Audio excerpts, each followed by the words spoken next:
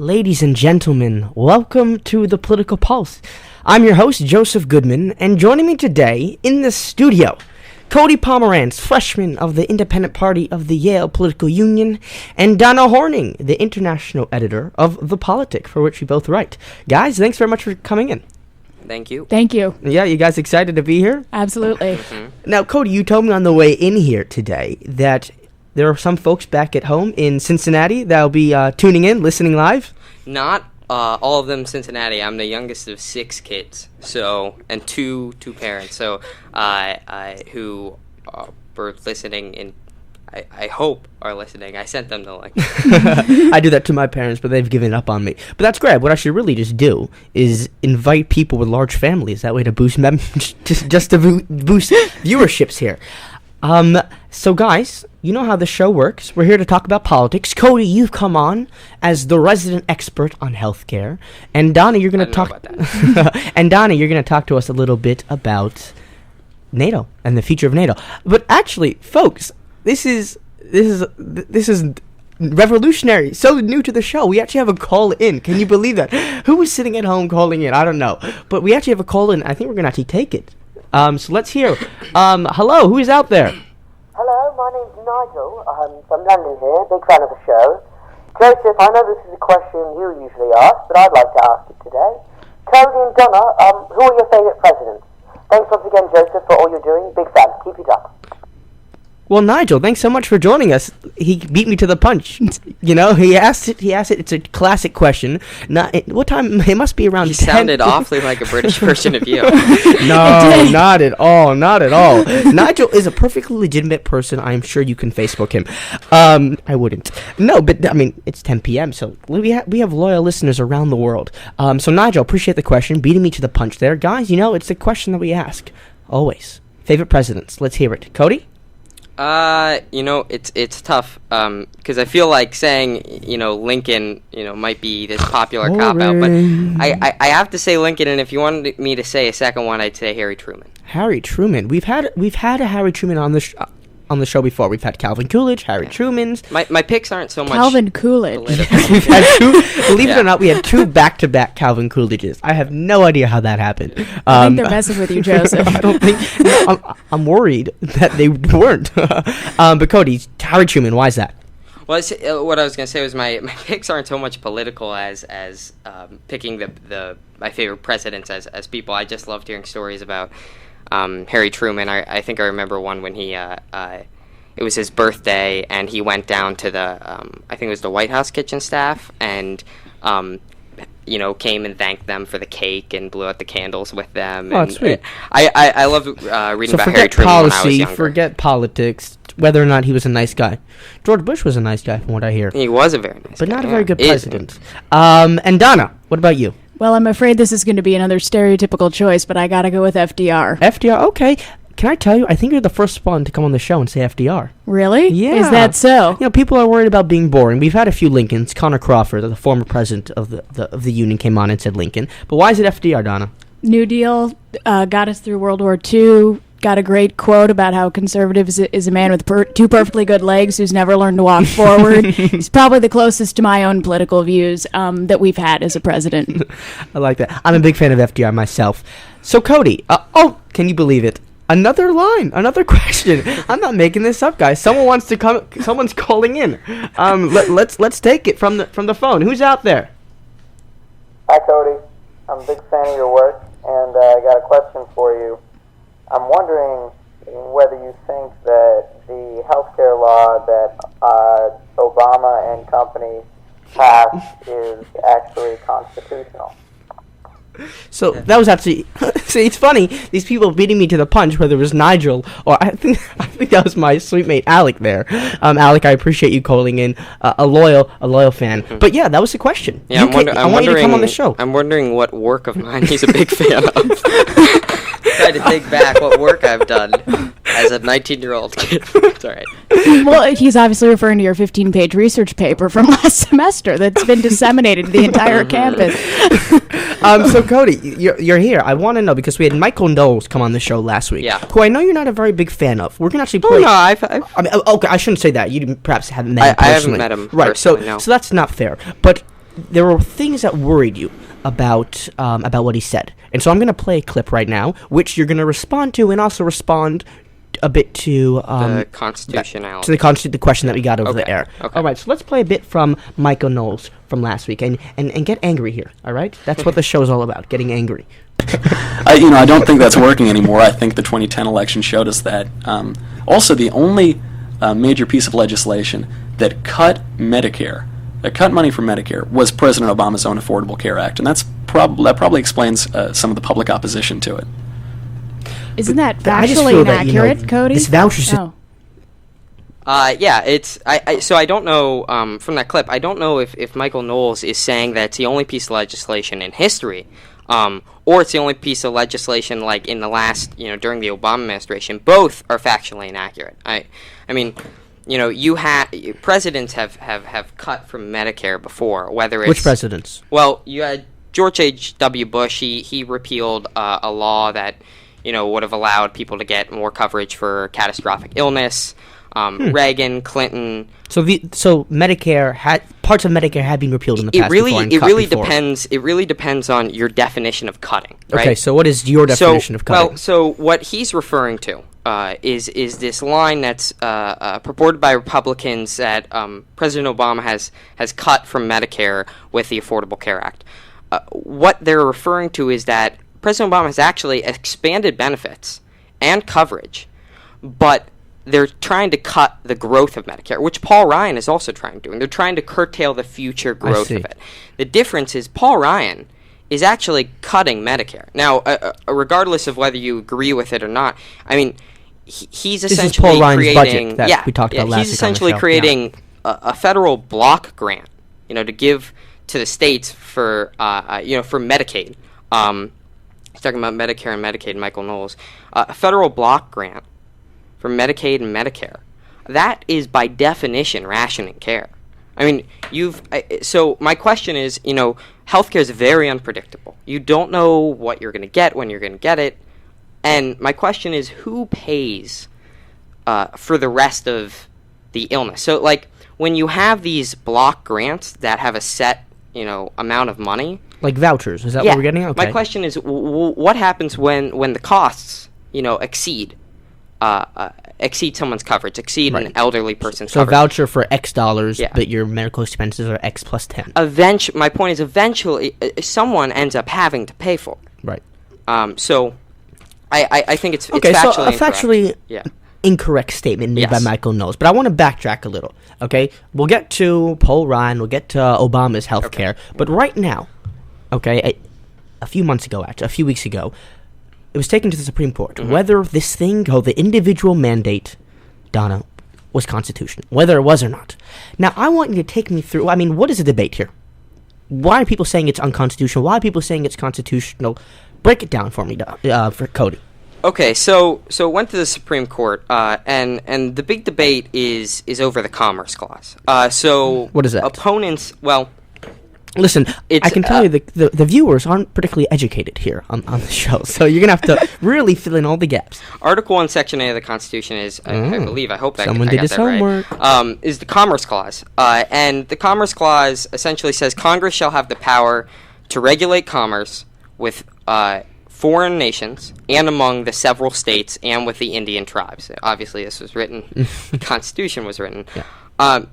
But the debate that surrounds this is with the individual mandate, is the federal government overstepping its power if they're arguing that the Commerce Clause gives them the right to implement this individual mandate.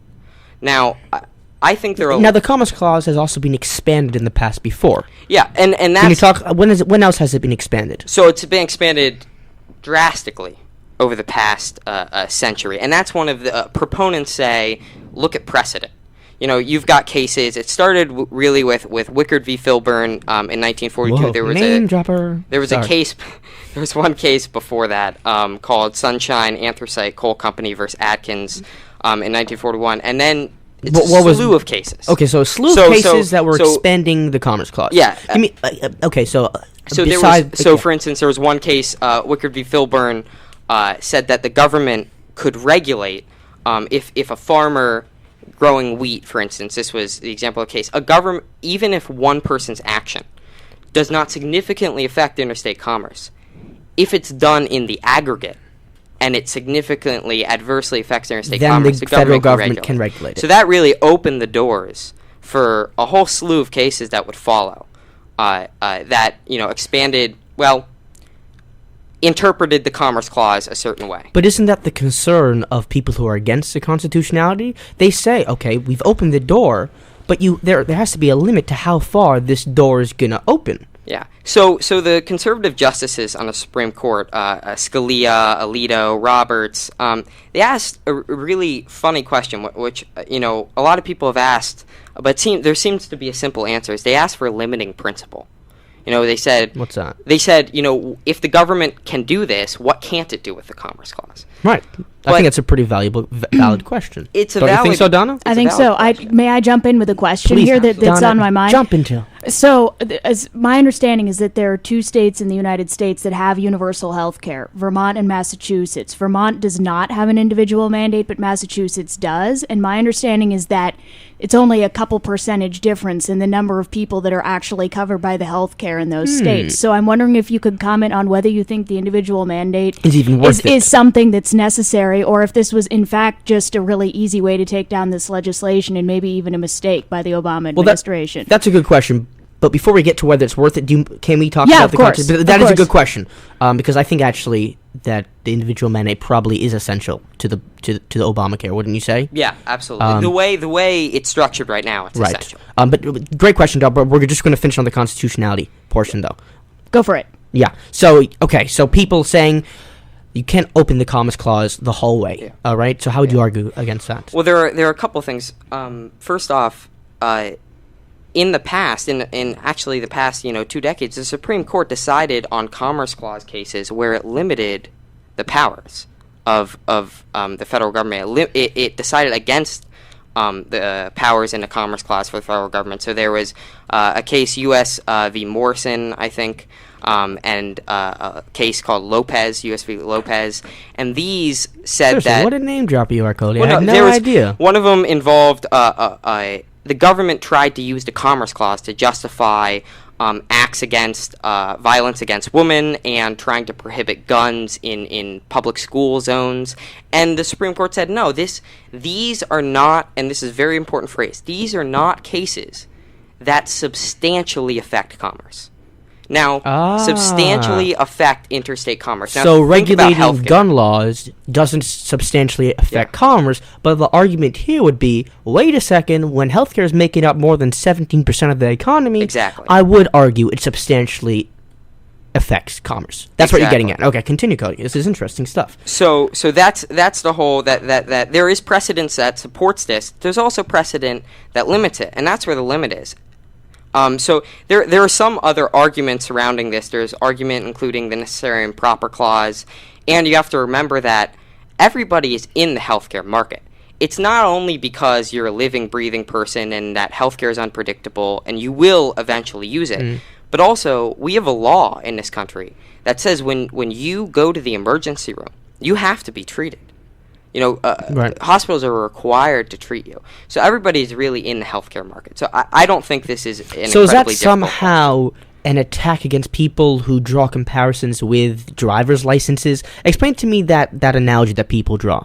So are you talking about the analogy people draw with cars? Yeah, with car insurance, for example. That's what I'm saying. Well, first off, you can't use car insurance to justify. There are some states that mandate car insurance, but there are states so the federal government doesn't actually mandate car insurance. No, certain states mandate car insurance. But there's this analogy that these justices keep using. That why can't the government make me buy a car?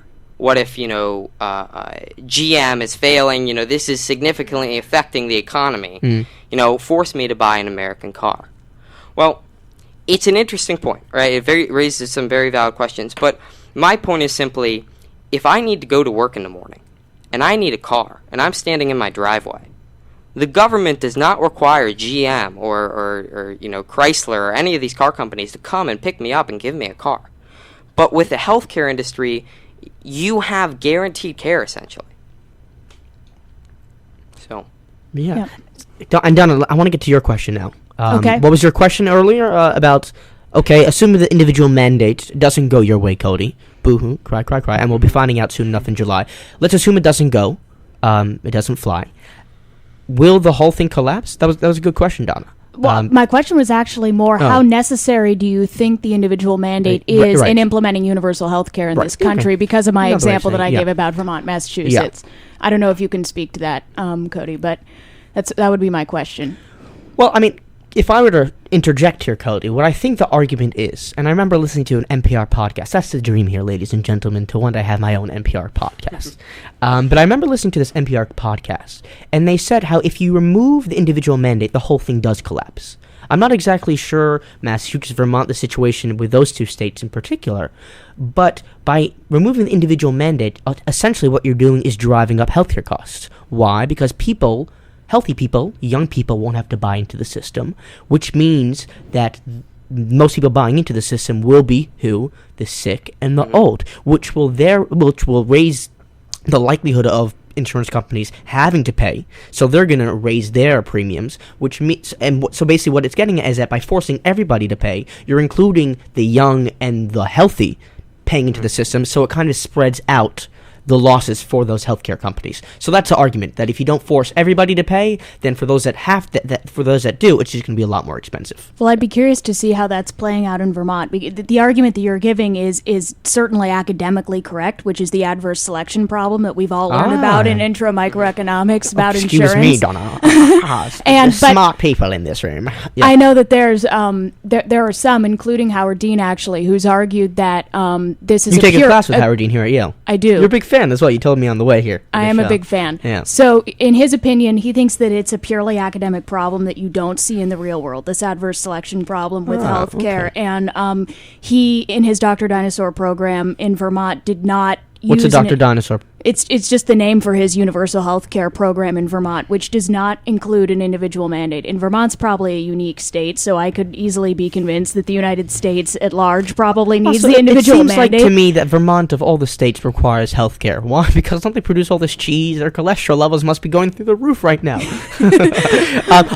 Guys, we actually have another phone call. We're going to take this one. All my sweet mates are calling in. They're really, really kind. I'm going to take this one. Who's out there? Hey, Donna, it's Henry.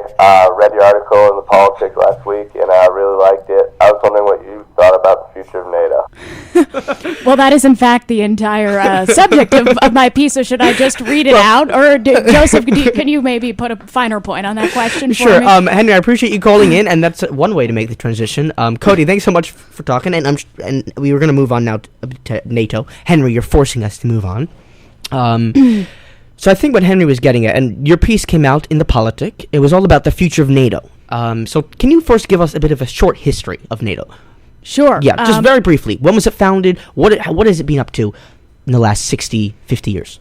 So NATO was, as you know, the North Atlantic Treaty Organization is the acronym. The North Atlantic Treaty was signed on April 4th, 1949 between 12 founding nations, which were Belgium, Canada, Denmark, France, Iceland, Italy, Luxembourg, the Netherlands, Norway, Portugal, the United Kingdom, and the United States. Yes, I'm reading that off. My computer screen, I did not have it memorized that well. Would have fooled me. But, so basically, it's been 63 years since NATO was formed, and its original purpose, as stated by the first Secretary General, Lord Ismay, was to, quote, keep the Americans Where's Lord Ismay from? No idea. No idea. All right. Well, Wikipedia that later. Was to, quote, keep the Americans in, the Russians out, and the Germans down. I like that. Nice little turn of phrase there. Yeah, I think so, too. So, obviously, NATO is still trying to keep the Americans in, but its posture towards Russia and Germany has changed significantly. Russia is now engaged in NATO's Partnership for Peace program in 1994, collaborates with NATO on a lot of different issues. Areas of disagreement, policy disagreement between Russia and NATO are no longer nearly as substantive. But Russia's not in NATO yet. Russia is not in NATO, and Putin is against NATO joining NATO. Really? Why do you think that is? Well, I think the reason he states is that Russia can look out for its own security. So it's a classic case of a state that's powerful enough on its own, feeling it doesn't need to enter the defensive alliance. But I think it's ideological, too. And then Germany is now a leader within the alliance. Right, they sent quite a few troops to Afghanistan. Indeed, and it's comfortable in that role, and it's no longer about keeping the Germans down, obviously. So okay, so it's about keeping the Americans. So it's transformed into still keeping the Americans in, but the Germans not down, and the Russians still out. The Russians are still out, but the Russians are collaborating a great deal with NATO. So one of the really amazing things about NATO is that most alliances die when the common enemy disappears, right? With the dissolution of the Soviet Union, it should have disappeared, but it's persisted for 2 decades, which is something that's really historically It's grinding interesting. against the wheel of history, NATO here. Precisely. One way to put it so eloquently, if I do say so myself. Another turn of phrase. Yeah. But it's funny because NATO actually only engaged in combat after the Cold War. Isn't that correct? When the 1999 NATO bombings of Kosovo, right, was the first time that NATO actually did anything. So I would say that was the beginning of sort of the redefinition of NATO's role in the world. This is groundbreaking scholarship here. Yeah. I don't know. Well, so Cody, you want to jump in very quickly? Well, I had a question. Go for it. You talk about the very end of your article. I was wondering if you could elaborate on this. Yeah, sure.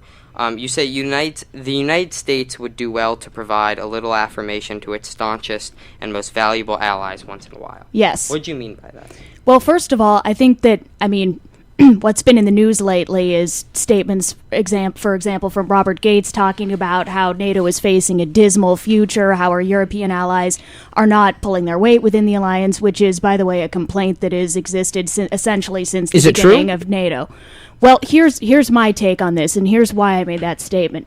It's that I think that we need to entirely rethink this debate about burden sharing within the alliance, with Americans griping about Europeans not pulling their weight and Europeans complaining about their responsibilities within the alliance. I think rather the discussion should move from burden sharing to something more like comparative advantage.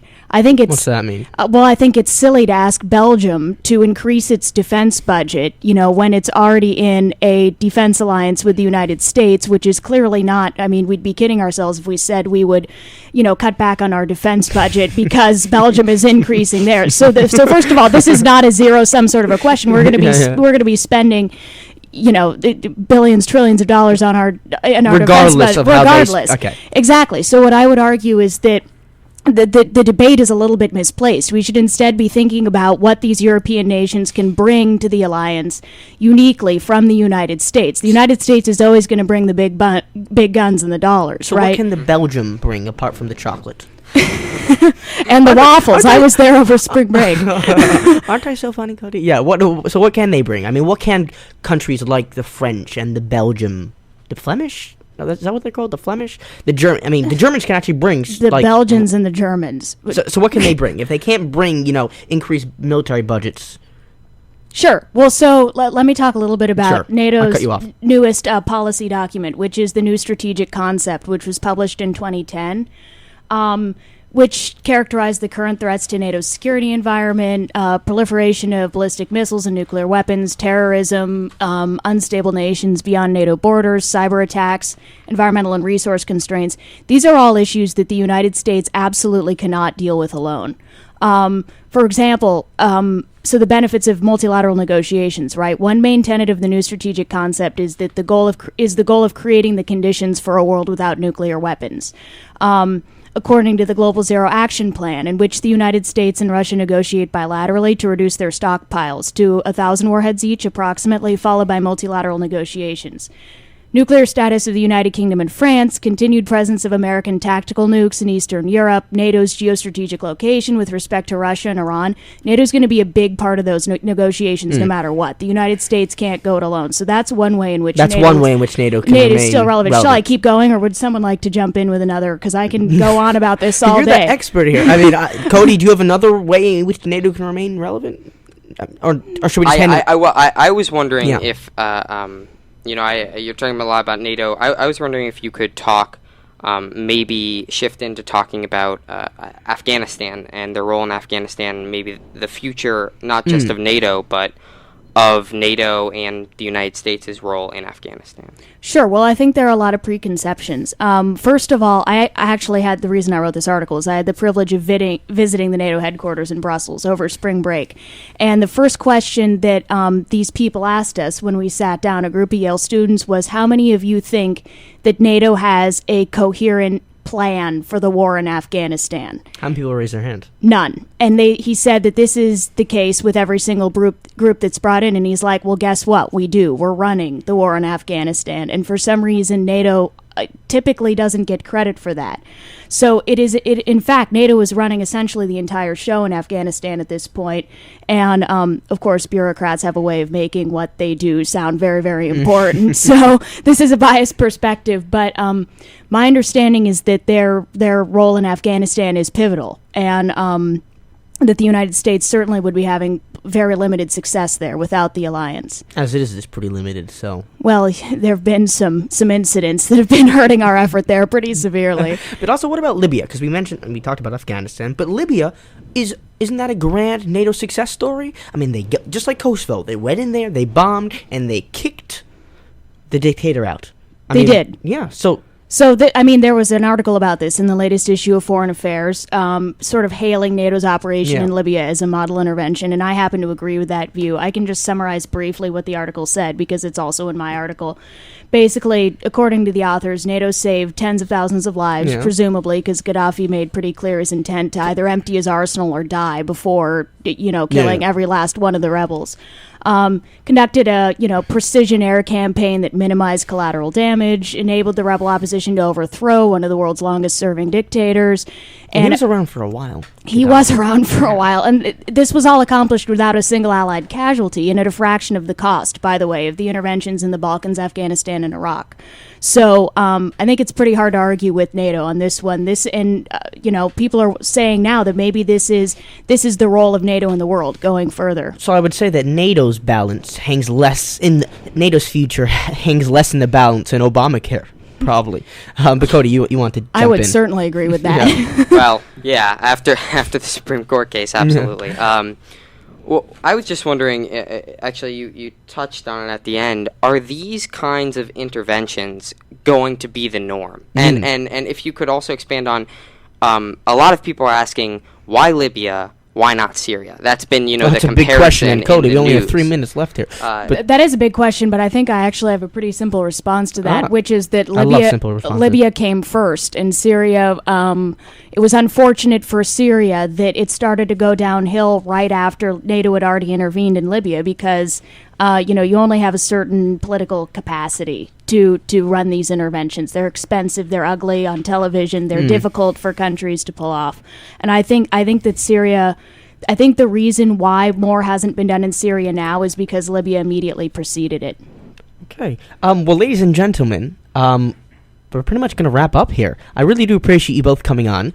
Cody talking about healthcare, Donna talking about NATO, and the future of both, really. So, there's some theme running throughout the two. I do have to make a few quick shout-outs. People have been bombarding my Facebook wall. So a shout-out goes to Byron Edwards, Elias Kleinbach, even Hody, he was in there.